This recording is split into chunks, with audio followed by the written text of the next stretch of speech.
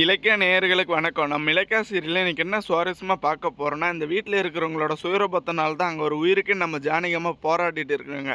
ஆனால் இந்த ஒரு பணத்தை வெறி பிடிச்ச மிருகங்க வந்துட்டு கம்பெனியை யார் பேருக்கு மாற்றுறதுன்னு ரொம்பவே வந்துட்டு ஆக்ரோஷமான முடிவில் ஈடுபட்டுட்டு இருக்காங்க.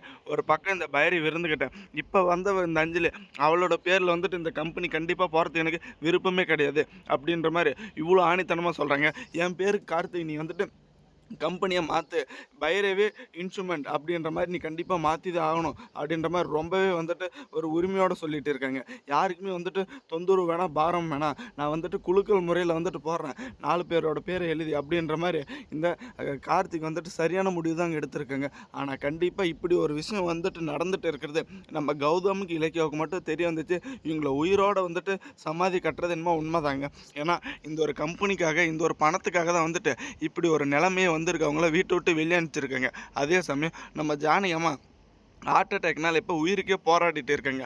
ஆனால் இந்த ஒரு உண்மை தெரியாமல் இந்த கார்த்திக் வந்துட்டு இந்த எஸ்எஸ்கேயோட சூழ்ச்சினால், இந்த அஞ்சலியோட முட்டாள்தனமான காரியத்தினால இப்போ வந்துட்டு ஒரு மரமாண்டையோட முட்டாள்தனமான ஒரு காரியத்தில் ஈடுபட்டு இருக்காங்க.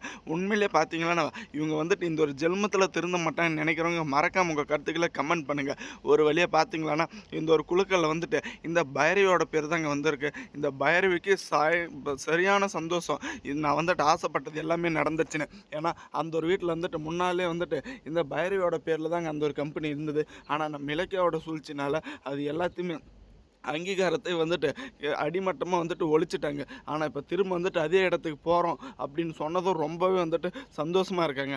ஒரு கட்டத்தில் நம்ம சிந்தாமணி வந்துட்டு இந்த அஞ்சலியை தூண்டி விட்டுட்டு இருக்காங்க. அஞ்சலி, இங்கே பாரு, நீ வந்துட்டு உங்கள் புருஷன் கார்த்திக் வந்துட்டு எப்படியாச்சும் நீ மயக்கினா மட்டும்தான் வந்துட்டு இதுக்கு மேலேயாச்சும் இந்த ஒரு வீட்டில் நீ சந்தோஷமாக வாழ முடியும். இந்த பைரவி வந்துட்டு கண்டிப்பாக நம்மளை வந்துட்டு அடியோடு ஒழிக்கிறது தான் பார்த்துட்டு இருக்கேன். மொத்த பணத்தை அவளை எடுத்துக்கிறான்னு, நீ வந்துட்டு அவளுக்கு இடம் கொடுக்காதுன்னு ஒரு பக்கம் பணத்தை வெறி பிடிச்ச இந்த மிருகம் வந்துட்டு இந்த அஞ்சலிக்கு அட்வைஸ் பண்ணிட்டு இருக்குங்க. உண்மையிலே வந்துட்டு இந்த அஞ்சலியே ஒரு கேடு கட்டுவேன். இந்த சிந்தாமணி அதோட ரொம்பவே மோசமானவங்க. இவங்க 2 பேரும் சேர்ந்து எப்படி தான் நம்ம கார்த்திகோட வாழ்க்கையை வந்துட்டு மாற்ற போகிறாங்கன்னு ஒன்றுமே புரியலைங்க. ஆரம்பத்தில் நம்ம ஜானகி அம்மா சொன்ன மாதிரி திரும்ப அந்த ஒரு வீட்டுக்கு கௌதம் இலக்கிய கூட்டுட்டு இருந்தால் ரொம்பவே சந்தோஷமாக இருந்திருக்கிறவங்க மறக்காமல் இந்த வீடியோக்கு லைக் பண்ணுங்கள். ஒரு வழியாக பார்த்தீங்கன்னா நடு தெருவில் ஏமாந்த ஒரு நிலைமையில் தாங்க நம்ம கௌதமாக இருக்கட்டும், நம்ம இலக்கியாவாக இருக்கட்டும், இவங்களை வந்துட்டு பார்க்க போகிறாங்க. ஏன்னா இப்போ வரைக்குமே வந்துட்டு பணம்னு ஒரு பக்கம் ஓடிட்டு இருக்காங்க. ஒரு பக்கம் பார்த்தீங்கன்னா இந்த ஒரு கம்பெனி யாரோட பேரில் மாற்றுறதுன்னு யோசிச்சுட்டு இருக்காங்க.